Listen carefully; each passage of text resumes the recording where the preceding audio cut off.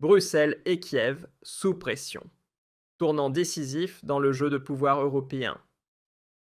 La partie est terminée, et cette fois pour de bon.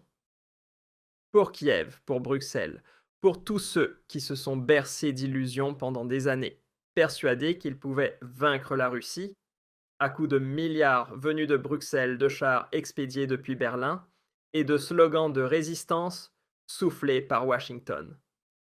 Mais le moment est venu où toutes les illusions, tous les mensonges, toute notre vision du monde s'écroulent comme un château de cartes. Et ce moment a un nom: Donald J. Trump, l'homme qui tient à nouveau les rênes à Washington, n'a que faire des chimères woke ou des croisades moralisatrices. Il a un plan de paix, et ce plan est désormais sur la table, non pas comme une proposition, mais comme un ultimatum. 28 points implacables, rédigés entre Washington et Moscou, sans l'Ukraine, sans l'Union européenne, sans le moindre égard pour les susceptibilités diplomatiques européennes. Le président ukrainien, Volodymyr Zelensky, a été officiellement mis au courant, et le plan est aussi limpide que brutal: la Crimée reste russe. Donetsk et Louhansk aussi.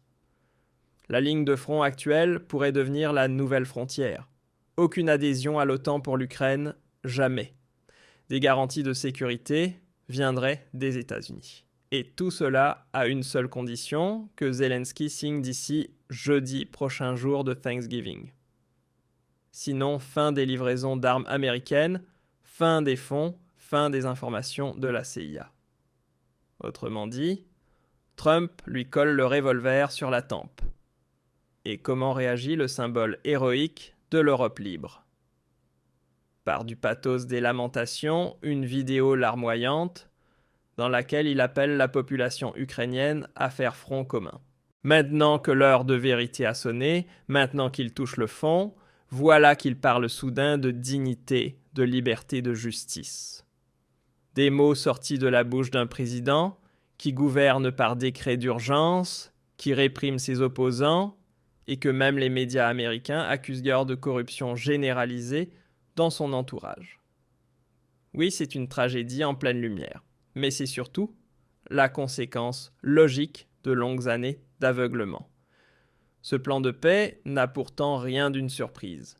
Quiconque a écouté ces derniers mois savait que ce moment finirait par arriver. La Russie a toujours annoncé ce qu'elle voulait. Trump n'a jamais caché qu'il ne comptait pas alimenter indéfiniment une guerre par procuration. Et voici venue l'heure des comptes. Une heure qui a pris l'UE de plein fouet. Là-bas, c'est désormais la panique. Les eurocrates, qui se sont longtemps rêvés en police morale du monde, se retrouvent soudain sans filet. Trump leur retire leurs jouets, et Bruxelles ne sait plus où donner de la tête. Évidemment, les réflexes habituels se remettent en marche. L'Ukraine doit décider elle-même, assure la Commission.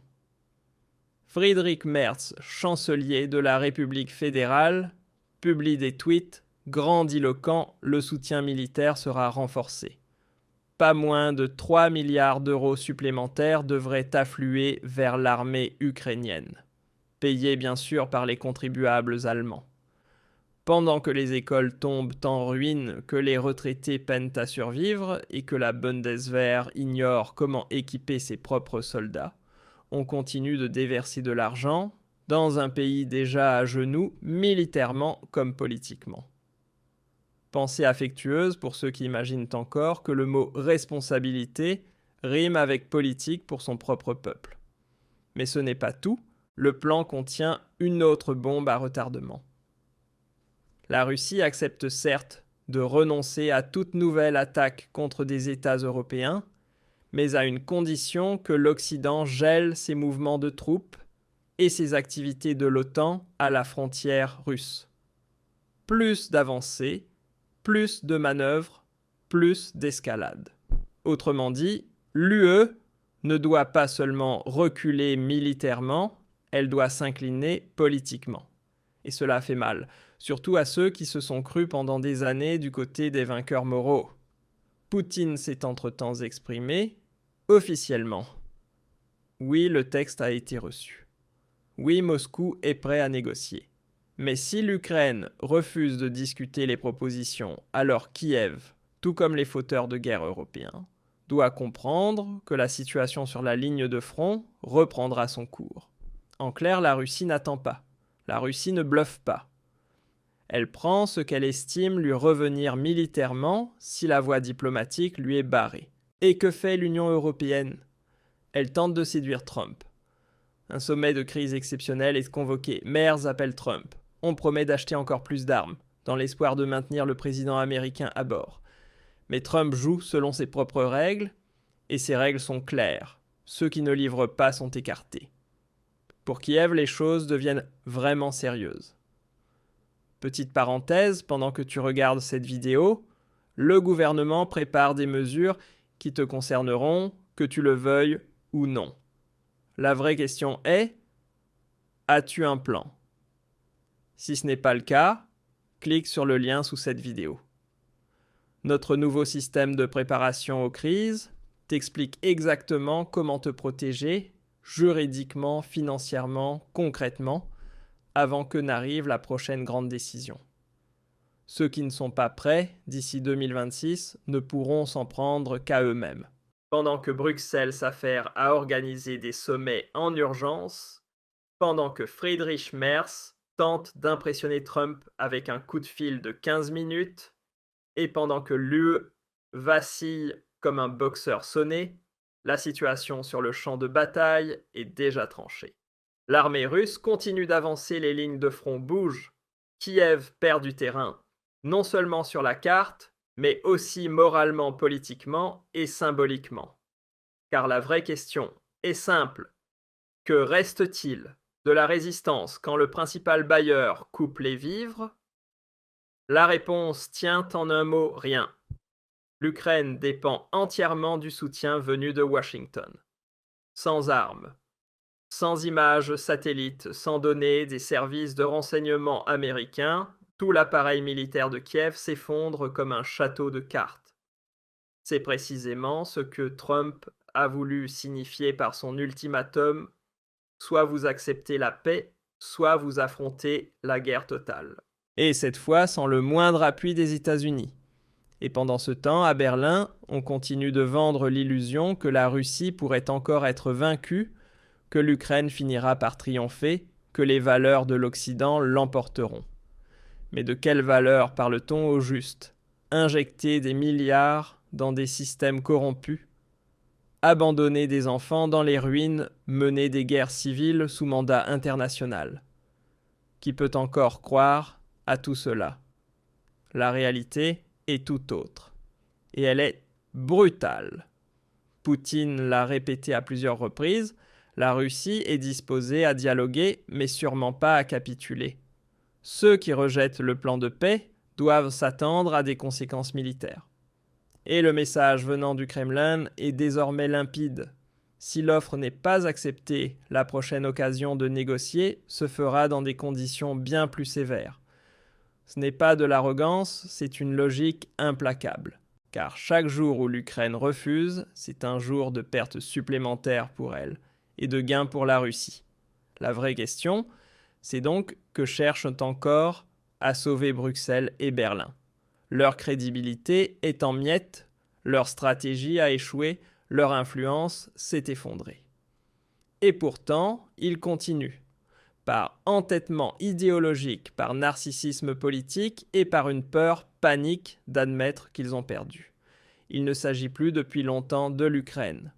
Il s'agit du visage de l'Union européenne, de l'ego de sa classe politique et de la survie au pouvoir de ceux qui, depuis des années, enchaînent les mauvaises décisions et tentent aujourd'hui de les dissimuler sous un déluge de milliards et d'armes. Et pendant ce temps, les experts en sécurité continuent de s'auto-congratuler sur les plateaux télé. Ils qualifient le plan Trump de capitulation. Ils alertent sur une nouvelle ère dominée par des puissances autoritaires. Ils parlent de principes trahis et de démocratie menacée. Ce qu'ils oublient, c'est l'Occident lui-même qui a renié ses propres principes. Ni la Russie, ni la Chine, ni l'Iran, non nous. Nous qui avons pendant des années déstabilisé des pays, manipulé des élections, renversé des gouvernements, toujours au nom de la liberté. Quelle farce! Mais cette farce touche à sa fin. L'heure des comptes a sonné. Et cette fois, il ne sera plus possible de dissimuler, de reporter ou de maquiller la facture. L'Ukraine doit faire un choix, et l'Europe aussi se trouve à la croisée des chemins. Soit on prend cette offre au sérieux, soit on continue à jouer à la guerre sans atout en main. Et là, cela deviendra douloureux pour tout le monde. Car le prochain plan de paix, s'il y en a encore un, sera plus dur, plus intransigeant, plus coûteux. Et plus on repousse ce moment de vérité, plus le réveil sera cruel. L'histoire le montre, celui qui sombre dans son orgueil finit par tout perdre. Plus de territoire, plus de souveraineté, plus d'avenir. Et l'Ukraine est à 2 doigts de tout perdre, à cause d'une direction politique qui, à chaque carrefour décisif, a préféré fermer les yeux. Zelensky a eu de nombreuses occasions en 2014, après le Maïdan en 2015, après Minsk II, lors des négociations à Istanbul, mais chaque fois, il a choisi la guerre, la confrontation, l'escalade. Et chaque fois, les élites occidentales l'y ont encouragé. Aujourd'hui, ils se retrouvent ensemble au bord du gouffre. Et soudain, plus personne ne veut en assumer la responsabilité. Mais l'histoire, elle n'oubliera pas la propagande de guerre, le gaspillage de milliards, l'échec politique à tous les niveaux. C'est précisément pour cela que ce moment compte autant, car si Kiev rejette ce plan, ce ne sera pas un acte héroïque, ce sera un suicide politique. Et si Bruxelles continue sur la voie de l'affrontement, l'Europe en paiera le prix. Un prix qu'elle n'a plus les moyens de supporter, ni économiquement, ni militairement, ni socialement. Car ceux qui pensent qu'on peut faire la guerre indéfiniment à une puissance nucléaire sans en subir les conséquences, ne vivent pas dans la réalité. Ils vivent à la Commission européenne. Et ceux qui n'ont toujours pas compris cela vont découvrir dans les mois à venir ce que signifie défier les réalités géopolitiques sans puissance, sans stratégie, sans soutien. Il n'y aura pas de fin heureuse. Il ne restera que l'acier froid. La partie est terminée. Cette fois, c'est Kiev et l'Union européenne qui sont dans la ligne de mire. Pensée tendre pour tous ceux qui entendent liberté de la presse, sans penser à la censure paix, sans penser aux livraisons d'armes et démocratie, sans penser à brusseldenken.com.